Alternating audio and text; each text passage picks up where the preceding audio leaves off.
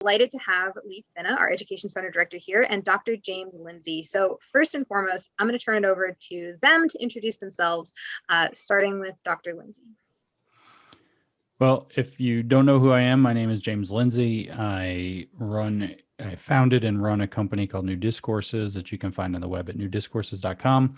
The mission of New Discourses is to put out as much information more or less as quickly as possible about critical race theory and its kind of parent philosophy, which we might call critical social justice, which would include other branches like queer theory, which kind of covers the trans debate issue, post-colonial theory, which I think describes itself, and some of these other so-called studies fields, cultural studies, fat studies, disability studies, and so on. So New Discourses exists to put out that information as quickly as possible. I founded that and launched it a little over a year ago, and its hope is, of course, to create the possibility to have new discourses about the things that we see going on in the world. Before that, I had a best-selling book come out, Cynical Theories, that explains some of the philosophical antecedents to critical race theory and these other critical social justice theories. It was a bestseller in all of the places that mark bestsellers, except for the New York Times. The New York Times did not consider it a bestseller, which that's its own mystery. And before that, I had a PhD in mathematics that I earned in 2010. I used to teach mathematics at the University of Tennessee, and I left academia after finishing my doctorate, and it didn't really look back. So I think that's a pretty good introduction. Absolutely. Thank you. I'll pass it over to Liv to introduce yourself. Hello, my name is Liv Finne. I'm the Director for Education at Washington Policy Center. My background is I've been trained as a lawyer, and I worked for a number of years as a litigator, and then I had children and decided to stay home and help my husband with a small architectural practice. And then when my children grew up, I was fortunate enough to land a job at Washington Policy Center, where I've been working for over 12 years now, writing and pushing innovative changes and options in public education. And one of the biggest issues that faces the schools today is the imposition of a racist program called Critical Race Theories. And so we're so happy. I have Dr. James Lindsay's book. I recommend it to you all. I'm always getting it upside down. Here it is, Cynical Theories. It's a great book. I recommend you all buy it and read it. So that's me. Thanks. Thank you very much, Dr. Lindsay and Liv, for being here with us. And before we get started, I'd like to invite all of our attendees, audience members, to please send us your questions. We'll have time at the end of the hour to ask the panelists questions. Please send those to rantoine@washingtonpolicy.org, and we will pull some of them. So to kick it off, I'll ask a few questions to Dr. Lindsay. So you are one among many voices now who are speaking up against critical race theory. Individuals of all sorts, including those of Black, Hispanic, white, Asian backgrounds, and more, all sorts are talking about this. But unfortunately, due to the nature of our subject matter, some folks may ask why you, as a white man with a PhD in mathematics, can talk about critical race theory in this way. So could you address that? Yeah, I mean, I know I have a degree in math, but I can read. And that is more or less the long and short of how I'm competent to talk about critical race theory and the critical theory that precedes it. The PhD in math might be actually somewhat helpful because it's kind of very rigorously logical. So when you run into something that's rigorously, or I guess unrepentantly illogical, it sticks out to you quite a bit. But as far as my race and gender goes, I have never considered those to be an impediment to my ability to learn. Like people who stood up to oppressive regimes in the past that I consider some sort of my forebears, like Frederick Douglass, who learned to read and spoke out very eloquently against slavery in, say, the 1850s. I don't feel like my race or gender have been a serious impediment to my ability to learn things for myself and to speak my mind in this country. So that's why I feel like I can speak about it. Absolutely. I'd first like to establish what critical race theory is and isn't. So Dr. Lindsay, could you give us a definition of critical race theory? And furthermore, could you address any myths that you've encountered about critical race theory? What might we be ascribing to it that it doesn't actually contain? Okay, so I can give you about 10 different definitions of critical race theory, but the simplest one, which when I put this on social media makes people very mad because it's accurate, is that it is a philosophy that takes as the organizing principle of society systemic racism. So it holds this idea that systemic racism springs from a system that was organized in white supremacy, and that is the fundamental organizing principle of society. In other words, that society is organized entirely or nearly entirely in systems of power, and those systems of power are organized around race, and they are organized around race under a doctrine known as white supremacy that white people created to reserve privilege, power, opportunity, resources, et cetera, for themselves, and to racialize the rest of the world as people of color, or especially Black, in order to exclude them. So the claim within critical race theory, and this is their claim, not my definition, is that race is created by white people and imposed by whiteness upon people of color, specifically so that white people can benefit from holding a higher sociocultural status or even socioeconomic status in society, and can use race as a means by which they might exclude other members of other races, especially Black people, from the privilege, power, resources, opportunities, and so on in society. Critical race theory takes as a fundamental assumption. So when I say it sees the organizing principle of society as systemic racism, it takes as its first operating assumption, most critical race theorists agree that the first operating assumption is that racism is the ordinary state of affairs in society, not an aberration from them. So the kind of boiled down, to quote a Washingtonian for you, boiled down version of that from Robin DiAngelo is the question under critical race theory is not, did racism take place, but rather, how did racism manifest in this situation? Because the assumption is that it is there. It is the ordinary state of affairs, not an aberration from them. Mm-hmm. There are a variety of other core assumptions, and it'd be a kind of a long discussion to talk about all of the different assumptions that critical race theory holds, but basically it holds that racism is the state of affairs of society, that racism does not actually get better, progress does not occur, because of the second doctrine of critical race theory, which is called interest convergence, which allows white people who have organized and operate and benefit from the system to make sure that the only changes that happen are also occurring in the interests of white people, in addition to any racial minorities that they might help. So rather than racism getting better, racism manages to hide itself more successfully and be less apparent, and therefore become more insidious and thus worse. And critical race theory has the idea of using a critical eye to find that more and more hidden racism. So whereas we might look back at the civil rights movement and say, wow, we really took a step toward getting over racism. We pushed racism out of the law. We passed laws to make sure that racism would stay out of institutions. We started making massive sweeping cultural changes that have not eliminated, but have dramatically diminished the impact of racism in a day-to-day effect. What critical race theory would say is white people figured out very insidious ways, and this would include Derek Bell, who analyzed, say, Brown versus Board of Education and all of the civil rights things that happened in the 60s, all the way through to the people writing today. They would say that white people very insidiously learned how to hide racism better so they can maintain their white supremacist superstructure to society and maintain systemic racism.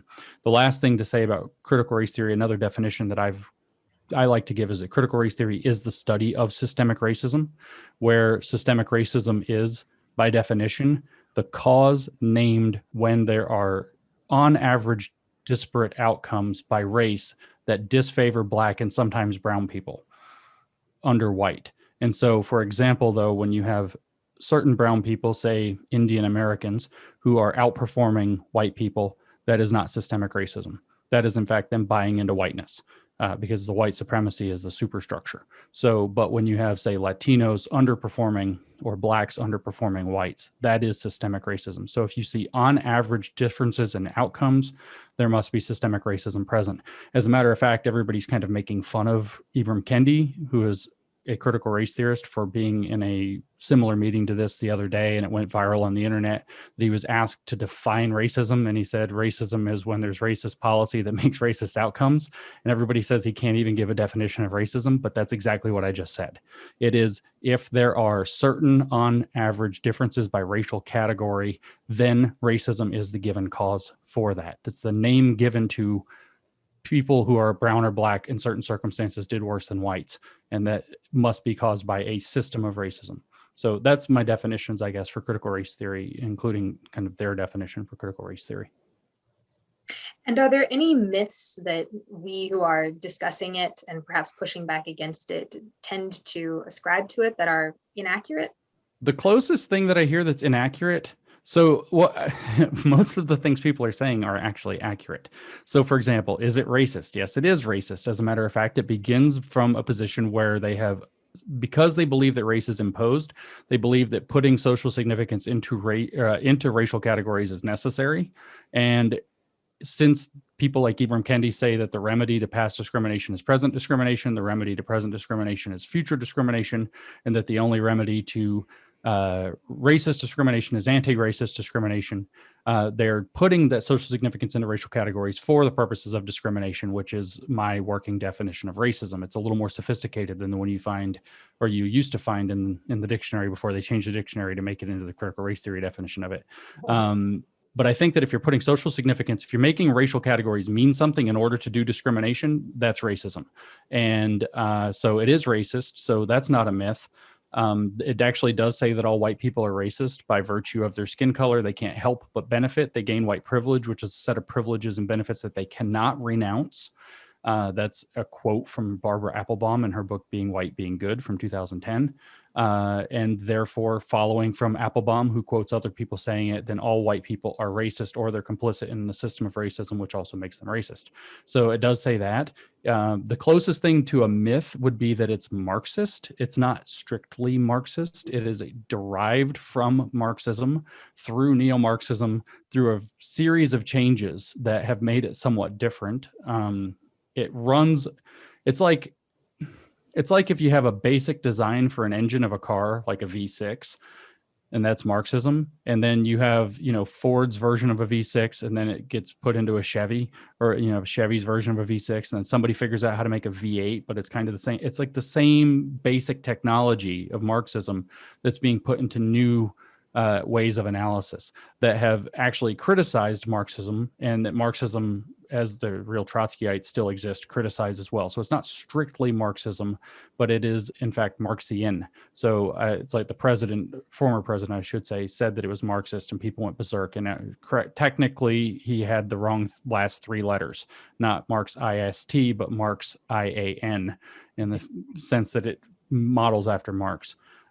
He also, that president who is not very popular in your state, said that, which is sad, said that that it's anti-American. But that's also true. If we read from the beginning, so another definition even of critical race theory would be that they say that it's a movement, a movement of activists and scholars in law, especially, that question the relationship between race, racism, and power. They say that they want to question the fundamental and traditional approaches to civil rights and take them in a completely new direction that does not favor step-by-step progress or incrementalism, but rather favors revolutionary change. And to quote exactly, they also call into question, they say, this is an exact quote, they call into question the very foundations of the liberal order, including equality theory, legal reasoning, Enlightenment rationalism, and the neutral principles of constitutional law. You can't find a more concise sentence of rejecting American values than questioning the liberal order, questioning all men are created equal, questioning rule of law, questioning the idea that we're going to proceed as rationally as possible, questioning neutrality as put forth in a constitutional context. So I don't know that I'm running into very many myths. That I think that when people that are pushing back against it are being accused of bringing up myths, that they're getting caught in little technicalities, and maybe they're saying something coarsely that could be said much more precisely, but these are mostly rhetorical and semantic tricks. And the pushback is still overwhelmingly accurate. And I think that's because most people don't know what it is. They don't have a native sense of what it is. And so they've had to turn to sources to actually find out. So they're actually able to just read primary sources and repeat what they're reading there pretty concisely and clearly. My understanding is that critical race theory intellectuals aren't making the argument that truth doesn't exist, but rather that it isn't knowable or perhaps doesn't matter. So Dr. Lindsay, could you discuss kind of as concisely as possible, because I know this is a really large topic, the philosophical origins of critical race theory and address how it views truth? Yeah, so that's actually huge. I could talk for 2 hours about this and still not cover it all. So I will be very concise in what I'm doing, and therefore it'll be like I'm not even going to talk about Marx. And to not talk about Marx after what I just said about it being Marxian seems like I've missed something very important. But what I want to convince people of is that critical race theory exists in the fusion of two philosophical schools that were both European schools from the 20th century. One of those is postmodernism, and the other of those is called neo-Marxism or critical theory. Critical theory and neo-Marxism are the same. How critical theory, or neo-Marxism, I should say, differs from Marxism is a topic of another discussion that would go much longer.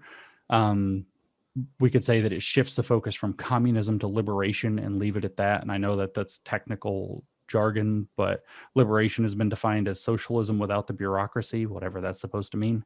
But it is a utopian vision. And so critical theory holds, as far as truth goes, they are actually, this is a technically modernist theory. So it does believe that truth exists and matters, but they think that truth is a matter that's reserved for traditional theory, which is separate from critical theory. And it is therefore a lower level of understanding that you are then going to incorporate into your higher level of understanding under the critical theory that's now going to incorporate, for example, moral values and a normative vision for society and activism. And so truth isn't irrelevant, but it's a starting place, and that the ideology built on top of that is more relevant and more important. And one of the main doctrines of neo-Marxism or critical theory, as you know, I said that racism hides itself in critical race theory, which is obviously a critical theory of race. The idea is, one of the core ideas, and maybe the core idea of neo-Marxism, is false consciousness. And the claim there is that the capitalist and consumerist society creates a false consciousness in people where they don't know, they don't think for themselves. Other people are thinking for them, whether it's advertisers, whether it's propagandists, whether that's their boss or their employers, whether that's the country club, whether that's the people at their church. So they're what are described as heteronymous interests. So interests outside of the self that are many and varied actually are doing people's thinking for them. And so those people obviously are going to have this problem where they think they know the truth, but what they actually know is what other people want them to think, whether that's from propaganda, advertising, or keeping up with the Joneses or whatever it happens to be, or the government or whatever else. And so in that regard, truth exists. It's on a lower level, a lower plane of thought. It's less important than the ideology. And then the ideology says, unless you're one of us, unless you've adopted the ideology, you're not thinking for yourself anyway. You're just repeating the heteronymous interests. You become autonomous by gaining a so-called critical consciousness, which we would now call woke. You're woke to the systems of power in society and how they influence your thinking and how everything actually operates around you. Within postmodernism, their relationship to truth is a lot more tenuous. You actually came close to quoting Richard Rorty there, whether you know it or not. Rorty was sort of postmodern and sort of pragmatist. He was American, not French. But he said, it's not that the world isn't out there, it's the truth isn't out there. And so the belief there is that everything is culturally conditioned. Every bit of knowledge, every knowledge claim, in fact, is culturally conditioned. It is culturally constructed. As a matter of fact, this is where social constructivism comes into play. So knowledge is a social construct, belief is a social construct, law is a social construct. It's all things that human beings in specific cultural contexts, in particular times and places, have constructed for themselves and convinced themselves are real or true, but they're not actually true. They're just impositions of or re-inscriptions of that power that power dynamic system that they actually operate within. So there's some power, for example, maybe I'm a professor, I'm not, but I have a PhD. Somebody had to give me that PhD. There had to be a process that was decided upon in that university to grant my PhD. So for me to be considered an expert in mathematics, there was a social professional process that authenticated people as having the capacity to say that I know mathematics, but they are also caught up in, and that system is also caught up in the same cultural context that it's not able to see. And therefore, it's really just a recreation of the power dynamic of society. So we're talking real skepticism toward knowledge.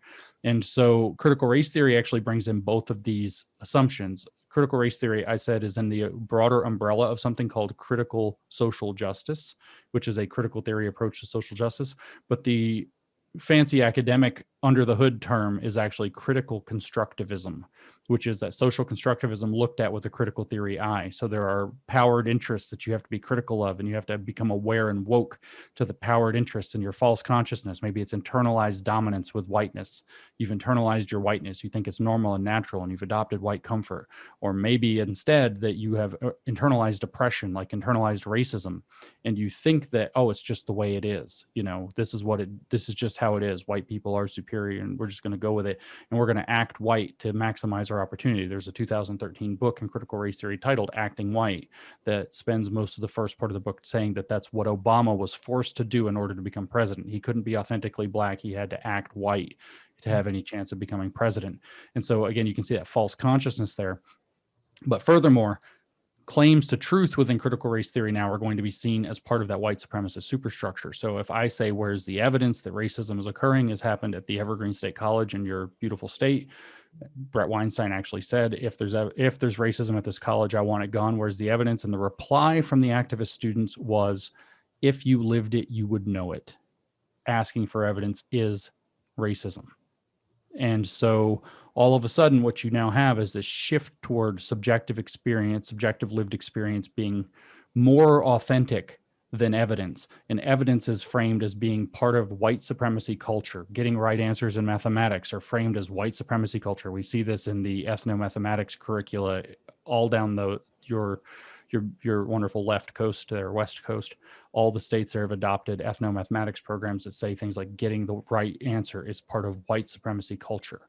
And that's what they're talking about, is anything that would be part of that knowledge base, how we claim to know something, is actually not claiming to know something. It's claiming to know that something is true for people who live in a white supremacist, Western, Eurocentric, masculinist context that therefore reproduces that white supremacy and reinscribes it into people and socializes them into accepting it as normal in an almost inescapable web. And that the only remedy for this under critical race theory is to completely disrupt and dismantle the entire system and replace it with one that very conveniently, because they're the only enlightened people who know how, that they will be in total control of. And on that note, I'd like to weave in an audience question that just came in. Does critical race theory acknowledge any racism by non-whites? Yes, certainly. If you are brown, you can certainly be racist against black. Racism only is allowed to point in the direction of the so-called system of power. And there's a hierarchy there that the lighter, for example, white people are placed because it's a white supremacist power structure at the top of this power dynamic. People of any race can decide to act white, at which point they can then be racist down the ladder by virtue of acting white, but they can only be racist against people who are below that status on the ladder. We saw, there was an example that just came out in a video that went kind of viral on Twitter yesterday, where somebody was asked point blank, a critical race educator was asked point blank, if white people said that they were against Asian people because of their race, would that be racist? And yes, just say yes or no. And the woman said, yes, of course. And if a black person, same question, and she said, no, impossible. And so it's, yes, non-white people can be racist against black people. And it goes in one direction only, which is down that racial hierarchy, which then will cause people to squabble over pecking order on that. For example, you've probably heard of the POC for people of color and the expansion of that into BIPOC, BIPOC, which stands for black. It stands for either black and indigenous people of color, or black, indigenous, and people of color, depending on who's using it. Well, there's actually a slight turf war going on between the B and the I. And so some people are arguing for BIPOC and some people argue for IBPOC. So that the one that's listed first is supposed to be the one that's most discriminated against. So the black and the indigenous communities, or sometimes activist communities, I should say, are arguing over who's more oppressed so that they can figure out who can be racist against who and who can't. So yes, but what I'm not. Last question that I'll direct to Dr. Lindsay before we bring Liv into the discussion is on individual dignity. So our theme this year in the Young Professionals program is individual dignity. And perhaps my greatest contention with critical race theory is that it undermines the dignity of the individuals by forcing us to slot them into pre-made categories that are grounded in assumptions and collectivist group identity. So regardless of what its proponents may or may not intend, the ideology refuses to evaluate individuals based on their intrinsic and inherent worth and their unique skills and experiences. So how would you assess the relationship of critical race theory to individual dignity? I mean, there's really none. There's really none because there's no individual agency. You have no agency unless what you've done is choose to become a critical theorist, because you're only acting in you're only acting within the cultural context that you don't even realize you're being socialized into. That's postmodernism. Or you're acting out the heteronymous interests that are swaying your thought, which is to say you don't have your own thoughts. So you have absolutely no agency. If you have no agency, you can have no dignity whatsoever individually, unless you happen to adopt critical theory. But of course, that is another theft of your dignity and agency, because now you have to be a particular thing. I'm sorry that we're not working within the theory any longer. They wouldn't say so, but in reality, you've now had to adopt a particular ideology and basically act as one of its representatives or evangelists in order to claim any sort of agency whatsoever. Critical race theory would say that agency and dignity have been set aside for white people and white people only, and the imposition of race removes that from other people. So what they are doing is offering people the ability through a critical race consciousness to regain their agency and dignity. So becoming anti-racist or becoming woke or becoming critically race conscious or whatever would restore your agency and dignity. But you can see that this is just upside down world. This is literally an inversion of reality. So it's just not there. It is, there are no individual identities within critical race theory or any of the critical theories of identity at all. You are assessed according to your group membership. They call that positionality, your position with respect to the systems of power in society. And the statement, again, to quote from Robin DiAngelo, is that positionality must be intentionally engaged. So you have no option but to do this. So therefore, you are not you. You are you as a whatever. So an as a goes first. This is called identity first thinking. And so as a white person, as a black person, as a woman, as a gay, as a whatever is the first most important thing about you. And that slots you into that category. And just to kind of put a fine point on this, there's actually an education textbook in social justice that I read about a year ago or so. And I forget if it's chapter 19 and somewhere on down in the book, they actually discuss what is social justice. And they say where liberal democracy is concerned with individual rights, social justice is concerned with group rights. So they're not even concerned about the individual or individual rights whatsoever. In fact, they don't recognize such things. They're concerned about group rights, which when we get out of La La Land, you will quickly understand don't exist, because groups don't have agency. And therefore, what you can do is you can be prejudicial or discriminatory, and you can exclude groups from full participation. You can exclude groups from rights, but under a liberal order, you actually cannot have groups having rights. You can only decide that a group is going to be excluded from rights that precede everything. Endowed by our creator with certain inalienable rights means they are before the social order. And so it's not up to the state to decide which groups have which rights. It's in fact that people who abuse the power of the state can restrict the rights of certain people that they don't really have the authority to do that with. So they've turned the philosophy completely on its head, and they advocate for group rights, but within the group you have no rights because you have to actually represent that group authentically. That's their phrasing, which means through a critical consciousness. For example, and this is my favorite example to trot out because it's somewhat hilarious, when Kanye West last year donned the Make America Great Again hat, think whatever you want about the instant, about the hat, about Kanye. You know, a lot of people said he was off his meds. I don't care what you think of Kanye. He put on the hat and he said, I think for myself. And Ta-Nehisi Coates came out 2 days later and said, you're not black anymore, We had Joe Biden say, if you don't, you ain't black if you vote for Trump, or you ain't black if you don't vote for me, or whatever it was that he said along those lines. And so this is this idea that Nicole Anna Jones from the 1619 Project at the New York Times Magazine said there's a difference between being racially black and politically black. To be politically black, you have to have that politically race consciousness awakened within you. And so again, you're now thinking in terms of being a good representative of your identity group. So there's no agency and there's no dignity in that. You have to play the script that they've given you, which is to be this kind of an activist and that kind of a anti-racist or whatever it happens to be. What's the phrase that they say? Skin folk ain't kinfolk, or kinfolk ain't skinfolk, whatever it is, whatever, some disgusting phrase that they use to group people and say that they have to act a certain way based on what color they are. I'll bring our Education Center Director, Liv, into the conversation now. Liv, we are seeing governors and state legislatures all around the country moving to ban the teaching of critical race theory from their schools. Next door to Washington State, Idaho Governor Brad Little was the first governor to sign a bill that restricts the teaching of CRT. Arkansas, Iowa, Oklahoma, Texas have all banned it on some level. At least 20 states have now either banned or are working on taking measures to restrict the teaching of CRT. So could you give us an overview of the situation here in Washington regarding critical race theory as we come out of our recently ended legislative session?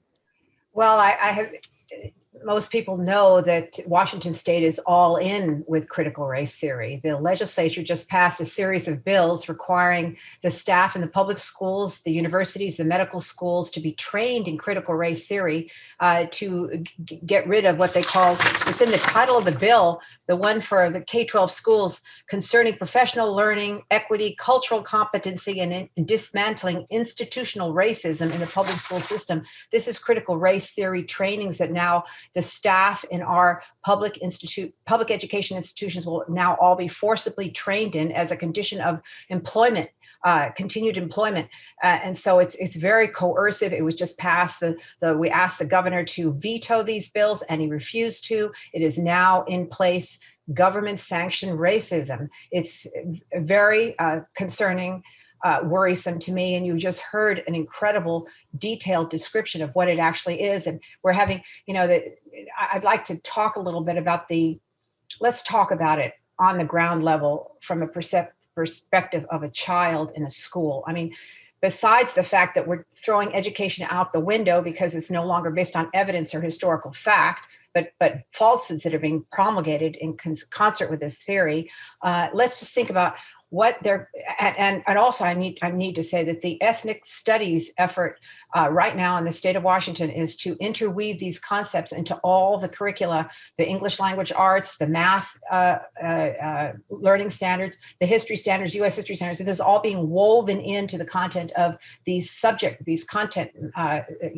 matter courses that the students are required to take.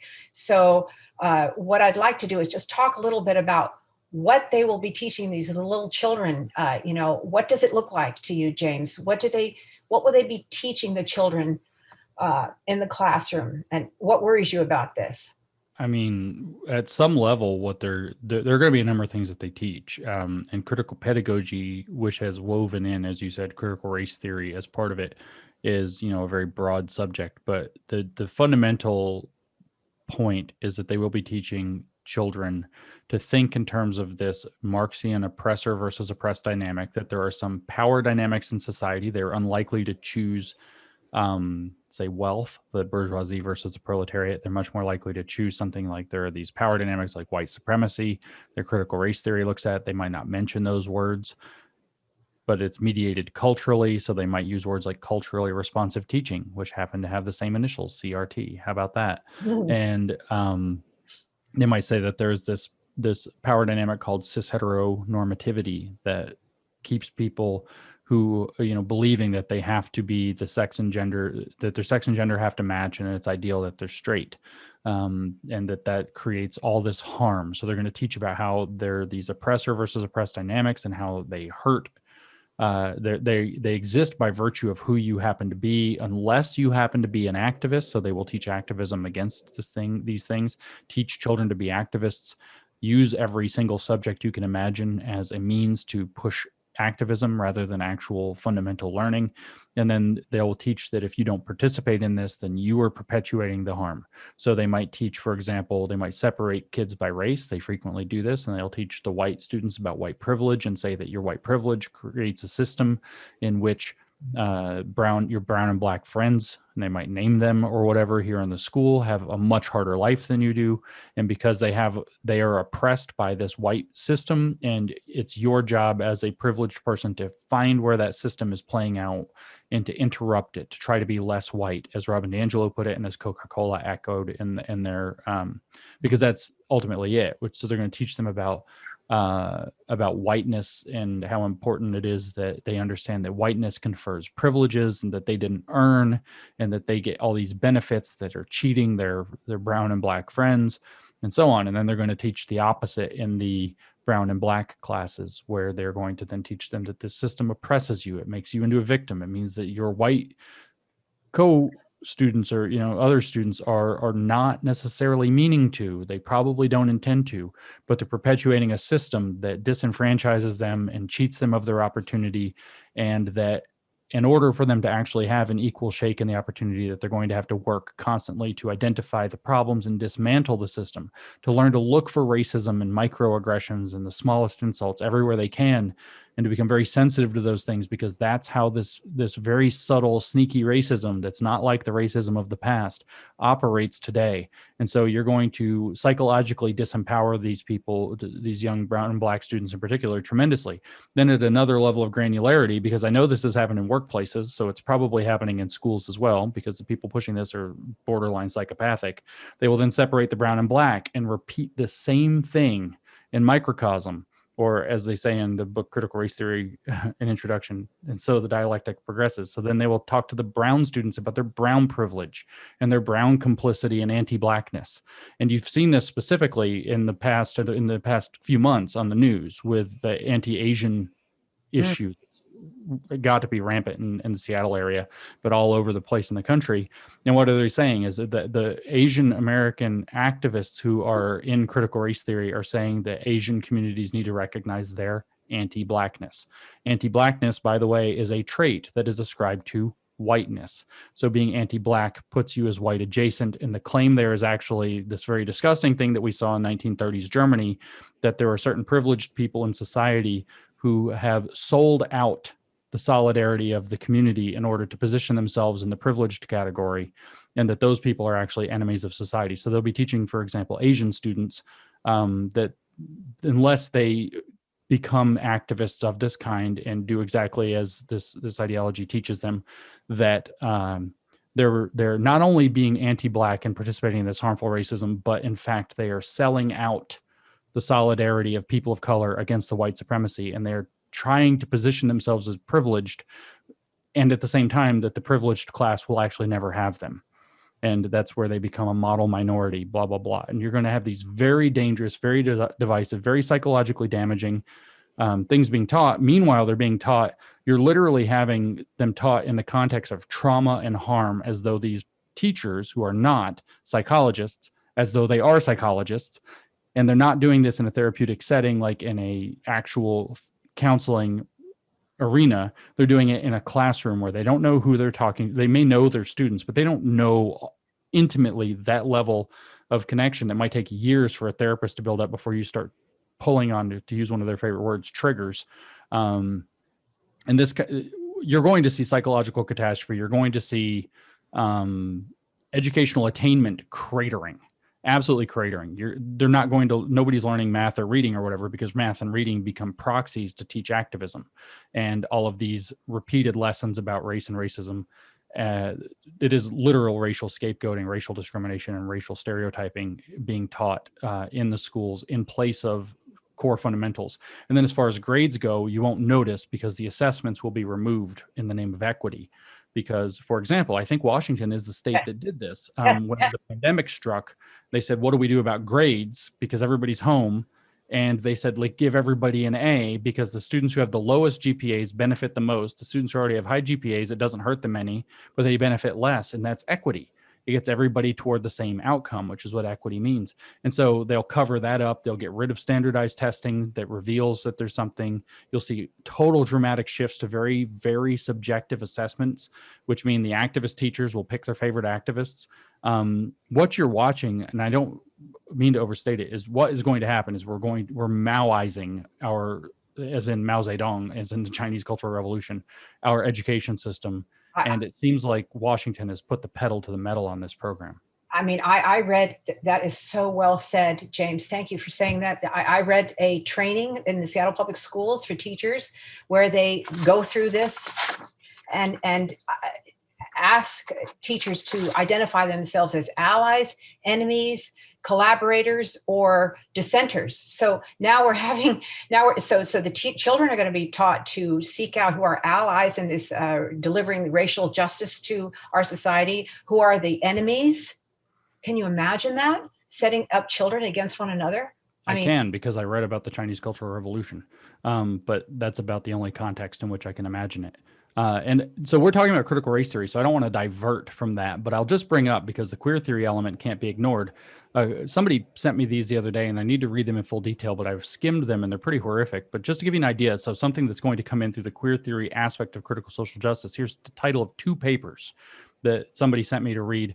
The first paper was published in 2018 in a journal called Childhood. Its title is Interrogating Innocence, Childhood in scare quotes, Childhood as an exclusionary social practice, and interrogating innocence being the first part of that. And then the other paper they sent me in the Global Studies of Childhood from 2016 is Queer Futurity in Childhood Innocence Beyond the Injury of Development. And so you have this also coordinated attack from that aspect of critical social justice theory on the idea of children as childhood innocence, not even as children, as children should not be innocent. They have to become activists. They have to, whether that's through sexual awareness, where we're seeing, teaching very sexual topics to very young children across the country now and in their cartoons, or whether that's in race innocence has to be obliterated, because you see racial innocence is something that's ascribed to white people that's not afforded according to the doctrine of critical race theory to other races. White children are allowed to believe, because of white privilege, that they are racially innocent, and brown and black children are not afforded that. So we have to obliterate racial innocence for everybody in order to achieve equity, of course. And so the innocence of children, or of childhood, is going to be something that's going to be brought into our schools as a point of attack, which I can't even begin to describe how horrible this is, and why our states and our school administrations and things are behind this is, I mean, even having watched it take over, it's still almost beyond me to comprehend. Well, it is outrageous. I mean, and for people that don't understand, they are going at the very foundation of our legal system. They do not care about our laws that protect us, that protect us from racial injustices. We have laws that say that it's wrong to discriminate on the basis of race. We have laws that say that we must treat everyone equally. But no, they don't care about that. And so if we are not respecting our system of laws, if we're not respecting an evidence-based approach to the problems in our lives, if we're not respecting reason and fact in the use of our minds, our God-given minds to deal with the problems of our society, where does that leave us? I mean,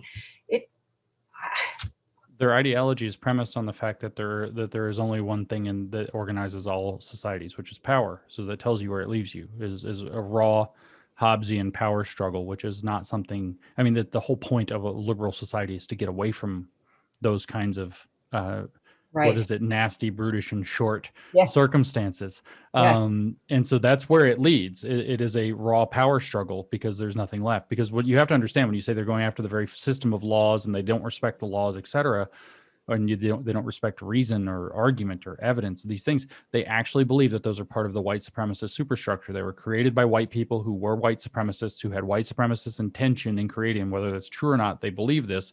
And therefore, to rely on those, or to respect those at all is to maintain part of that status quo of white supremacy and reinscribe it at yet another generation. So respect for laws for them isn't just something they don't have. It's actually antithetical to the entire project of critical race theory. And so this means it's a very difficult problem, because many of the mechanisms that a lot of normal people are going to think they can rely upon to protect them are not going to be present unless you end up having the first step of raw power struggle is numbers. We're still democratic. We still have most of the legal norms in place. And it's just going to come down to a battle of numbers. You're going to actually have to show up, outnumber them, and outvote them, and push them out. Because where it goes past that we don't want to talk about. And so on that note, to both of you, how might we most effectively engage with and potentially push back against critical race theory when we encounter it in the workplace and in education? I have a 3-point plan. That's the only thing that I know of that works, and you have to do it again and again. Expose, explain, give alternatives. That's it. You expose what it is. You have to know a little bit about it to do that. Expose what it is, expose what it's doing, show the harm that it's causing, give real examples, have parents come in and testify to what's actually happening, present examples to whether it's sympathetic media, whether it's bringing up examples and showing them in some kind of a meeting or another, at a school board meeting or at meetings of other parents or at meetings such as this.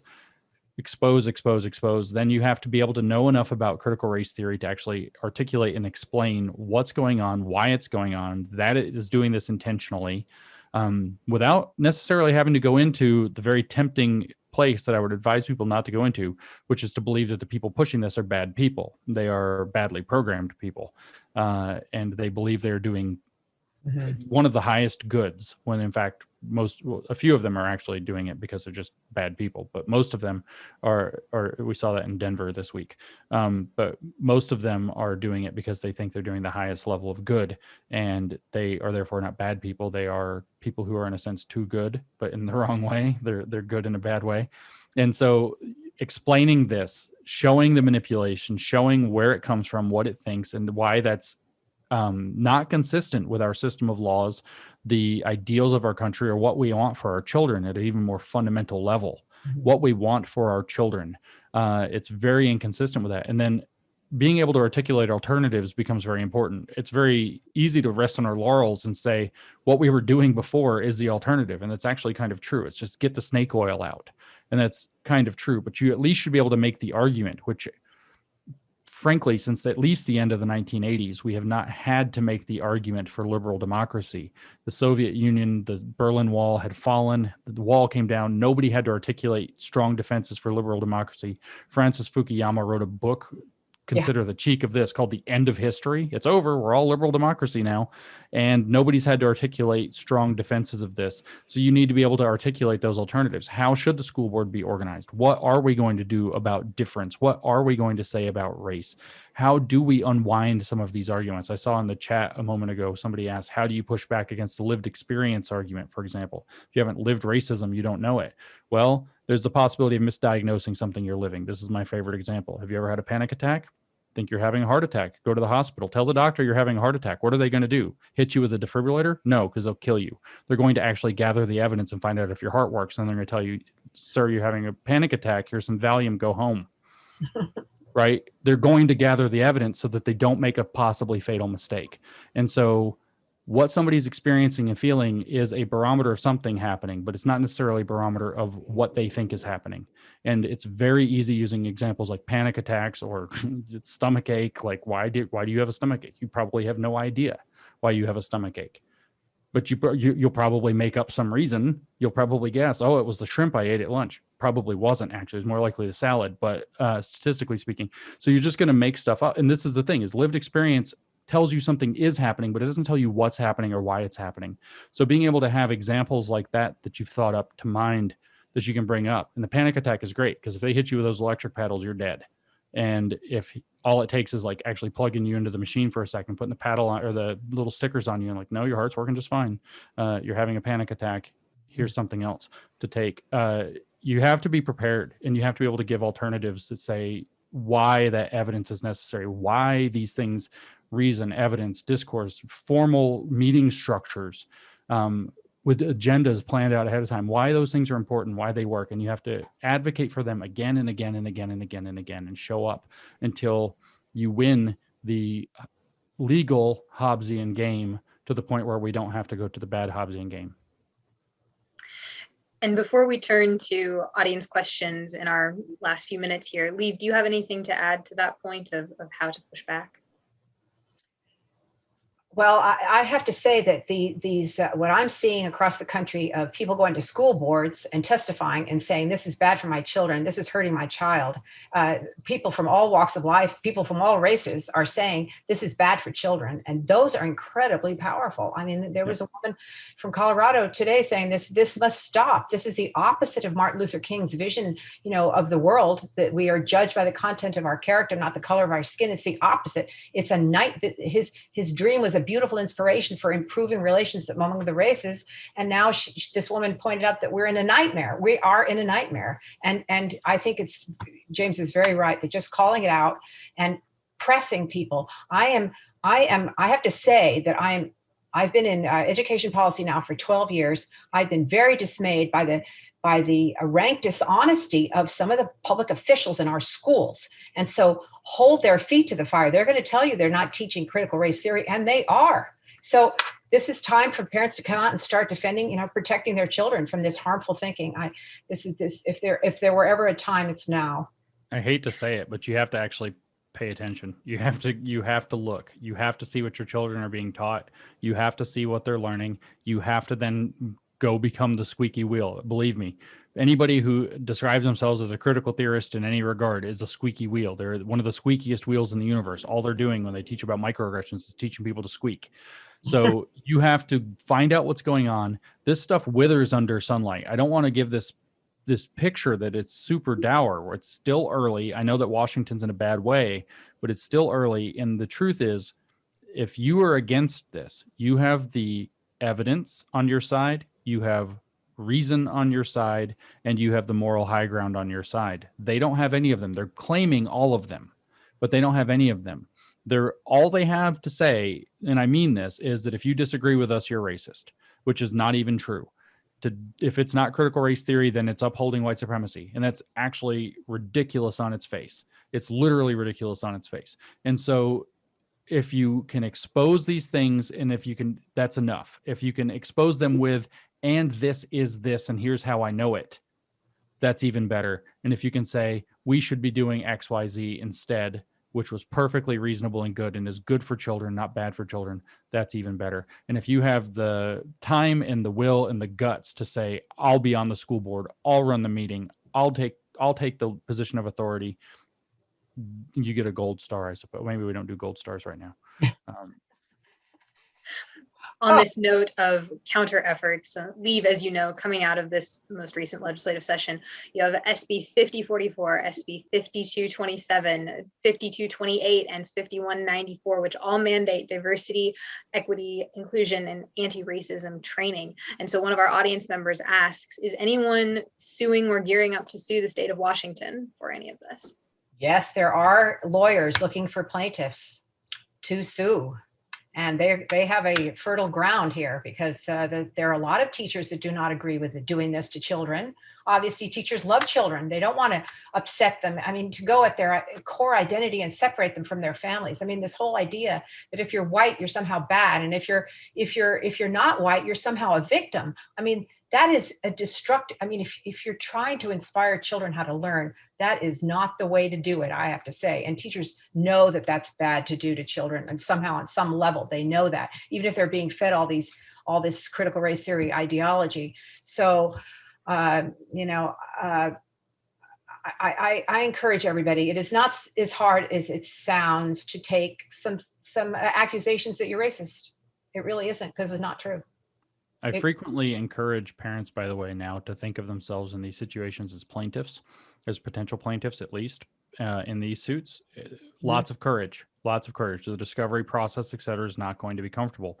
But if you have the courage and you think it's bad enough and you can find a lawyer that'll do it, step up. Goes for teachers too. your rights are probably being violated if they're forcing you to do this. Compelled speech, you are still protected by the First Amendment from compelled speech. You've probably been put through a de facto political test to get your public service job. You're in the public sector if you're teaching in public schools, but you probably had to go through a leftist indoctrination and testing to become certified. That actually may have discriminated against you. There are lots of ways that teachers can think of themselves as plaintiffs as well. So do that. Think about suing.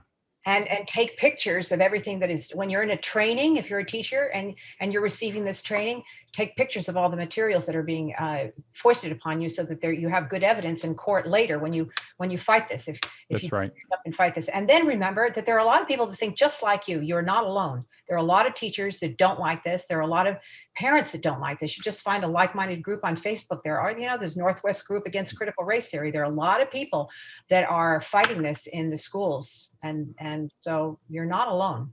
If you documenting everything, if you're against this, documenting everything is very important. If it ends up in court, it's going to be obviously valuable, but it's also possible to leak this stuff to friendly media. This is whistleblower season, if there ever was one in the history of this country. And there are lots of people. I know in your own state, you have my friend Chris Rufo works there. Chris has done some excellent exposés of things. There are other people now who you can find on social media. They're easy to find because they go viral when they expose these things. If you're kind of paying attention in the space, use the hashtag and you can hit critical race theory. You probably can find it or whatever. And you can start leaking those materials to those people. You can do so anonymously.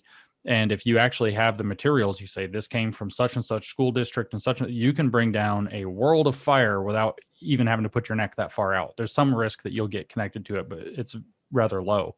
So that's another option if you don't quite have the courage to step up and speak up yourself or go so far as taking legal action. And believe me, they do not like it when this stuff blows up in the media. If this ends up on Tucker Carlson, somebody's talking about it, things change. They're not good at being in the spotlight. No, the public education monopoly, that is the best fight against them, is to embarrass them. And this is something that really embarrasses them. So it really does work, and they're watching now. I guarantee you there are people listening to this because they're trying to implement in the school, and they're worrying about what to do about opposition. I don't know if you guys saw the 2 + 2 = 5 thing blow up on social media last year, and it still kind of rages. That actually started with one of the top education officials in your state. So 2 + 2 = 5 is a Washingtonian project. How embarrassing for you guys, right? And so again, nobody wants to be connected to something that's stupid. And so find the history of that, name names and connect the people that are, within districts that you're connected to. So the people who have actually I have no power as a Tennessean to vote for people in public policy in Washington, but figure out who these people are and start putting those pressure campaigns locally, and things will move and change. Yes, and one more thing, I just what was it I wanted to say to you? Notice it isn't just people are making money off of this. I want to make that point. There's also a negative side to this, that they're being called race hustlers by some of the people on our side that are getting paid. Robin DiAngelo gets paid $40,000 every time she speaks. Okay, and now districts are going to be hiring these so-called equity experts to implement this critical race theory because it's so complicated. You have to hire outsiders to teach it to teachers. So here we are spending our public education dollars to indoctrinate teachers and children in this very hateful thinking. I really want to talk just one more moment about public education and what the whole purpose of it is, how it's delivered by the government. It's not supposed to be political. You remember, James, just 5 years ago, it was wrong to be divulging your political beliefs if you're a teacher. And now all of a sudden you're told you must be an activist for social justice according to this crazy critical race theory.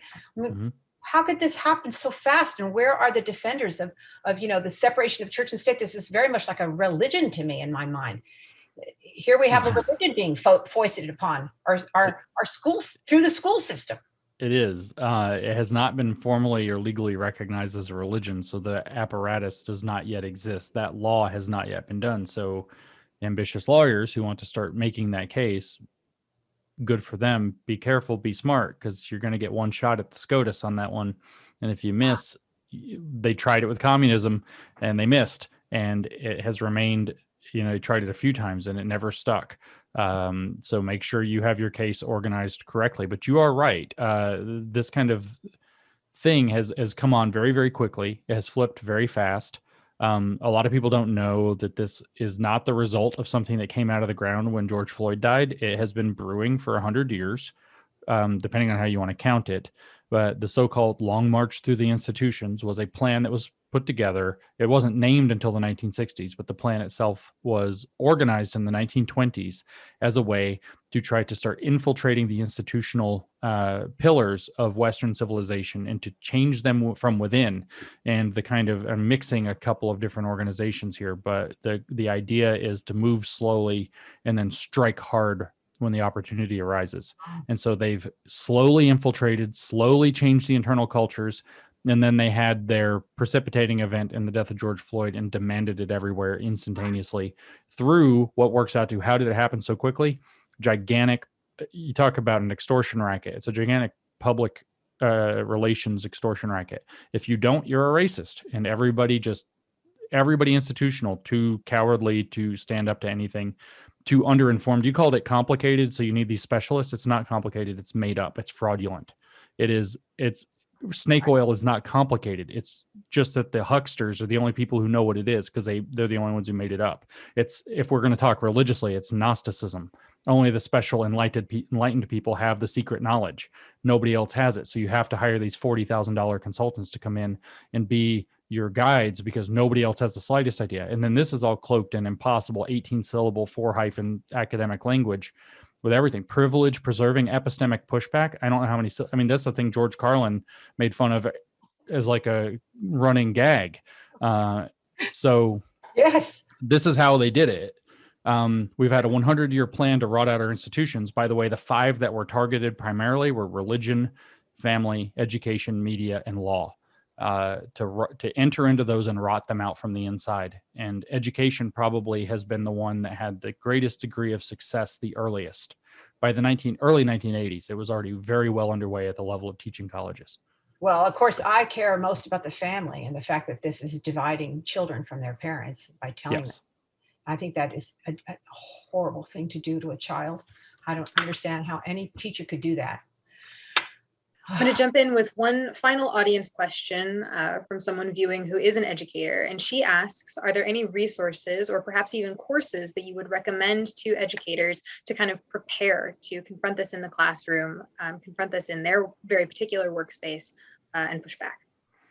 There are actually an increasing number of resources kind of coming out now that people are starting to understand it and write about it. Nothing terribly organized exists yet. Of course, I started out by mentioning the website that I produce, New Discourses, which is full of information and podcast articles, et cetera. I'm writing an encyclopedia of their misuses of language. It takes a long time, by the way, to write an encyclopedia by yourself while you're trying to also do everything else in the universe.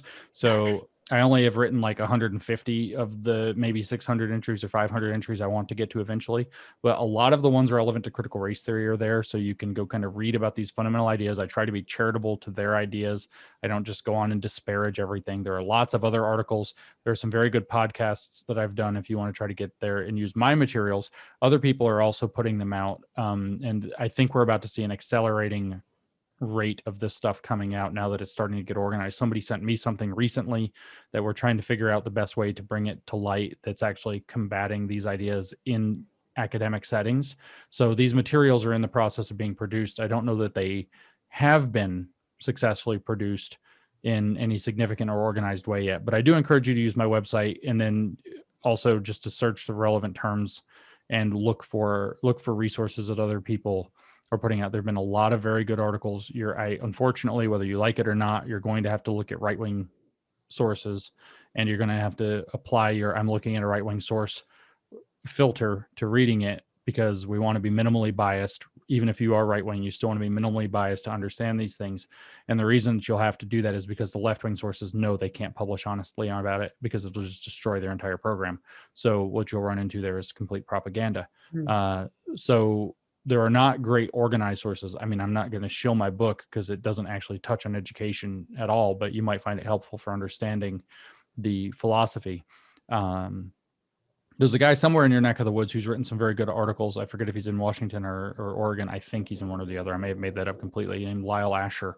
So if you could look up his name, you might find a couple of good education articles he's published. But there's not a lot of organized stuff yet, especially specifically to education. People keep asking me to do it, but I only have 24 hours in a day and I have to sleep like 8 of them, it turns out. So that's not a very satisfying answer to that question. And I hate when I have to do that. Well, I'll suggest, I think I've been seeing the same thing, that people are creating curriculum to respond to this. But I would also say it gives a great opportunity to go back to first principles. What was our country founded on? You know, why was it that our founders were such geniuses? What history did they bring to the United States that informed their efforts to write in the principle of equal equality before the law for every person? That was kind of a shocking idea at the time. Let's talk about how that it was a great development in our Western society. And so I think that's just an opportunity to go back to, let's talk about how we are all created unequal, we have certain inalienable rights endowed to us by our creator. Anyway, I think some of those basic ideas which have kind of lost in the discussion bear repeating and discussing. Definitely. In line with that, actually, if I might jump in, there's another question in the chat that I've noticed. What do you think about the argument in recent news that the banning of critical race theory in higher education violates the First Amendment protection for free speech? And what are the answers to that? I think that's actually a very important thing to point out when we're talking about these first principles. The state doesn't have freedom of speech, by the way. Individuals have freedom of speech. The state is what cannot limit their freedom of speech. Freedom of speech includes the right to speak, the right to hear, the right not to speak, that's your Fifth Amendment, and the right not to hear. So you have the teachers as mouthpieces of the state do not have freedom of speech to teach whatever they want to teach. This is a total canard. So the state doesn't have freedom of speech. What's actually being violated is the freedom of the First Amendment protections of the people who are forced to teach this, or the First Amendment protections of the people who are forced to hear it, who don't want to. So it's actually a complete reversal of the intention of the First Amendment. But if we want to get a little more specific legally, and I know I'm speaking with a lawyer, so let's be very careful, but if you actually read these bills that are being proposed in these states, like, for example, they're all based, at least loosely, off of Trump's executive order against the teaching of divisive concepts, or whatever it was last September. And if you actually read that, it turns out it's not that long. There's several sections, and section 10 says nothing in this order will be construed to mean that we cannot teach this as an academic subject. We're just going to avoid, you can't engage in teaching the divisive tenets as though they're uncontested fact. And then there's nothing in this order that says you can't have diversity training or anti-racist training. You just can't teach those particular divisive concepts. So it is actually a misunderstanding based on a kind of mental bookmark or a rhetorical bookmark.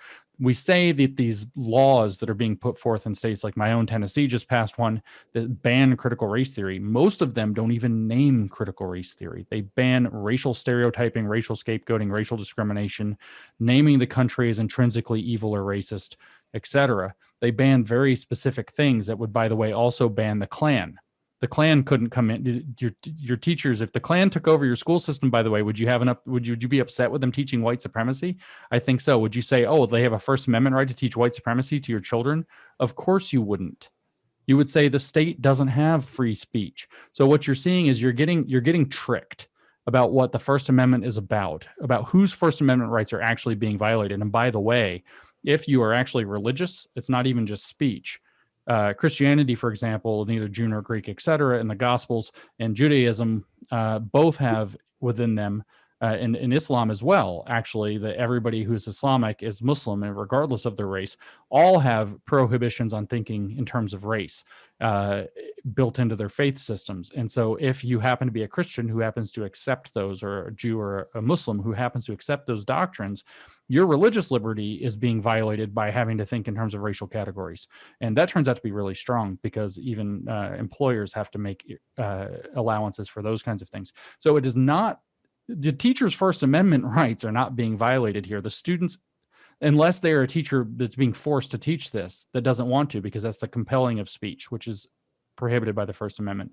If it is the students who have to hear this who don't want to, or their parents as their legal proxies who don't want them to have to hear it, whose First Amendment rights are actually being violated. So that actually is a very savvy little rhetorical trick that actually misunderstands the law so badly that it's virtually being misunderstood on purpose. Yes. That's why it's so great to talk to James, Lindsay, because your mastery of logic is incredible. I've just learned so much about the proper way to frame an argument, to question the assumptions, to challenge back these false ideas. I thought your description of how this is not a violation of the First Amendment, that these laws to ban these teachings is not a violation of the freedom of speech, is a perfect description. And I mean, academics, they're trying to do it under a banner of academic freedom, which is even stupider, because elementary school teachers don't have academic freedom. That's a college thing. It's like, that's for researchers. So the whole thing is a canard. But I appreciate that. This ain't my first rodeo. Well, you're very good at it. Look at it, 7:15 already. I think we should let him go on with his evening. This has been fantastic, James. Indeed. I will join Liv in saying how much I have learned this evening. Dr. Lindsay, thank you so much for joining us. To all of our attendees who have taken time out of your evening to join us, thank you very, very much for being here. Liv, thank you for your time as well. This has just been an absolutely excellent event, wonderful conversation. Thank you for your questions and everyone who has participated.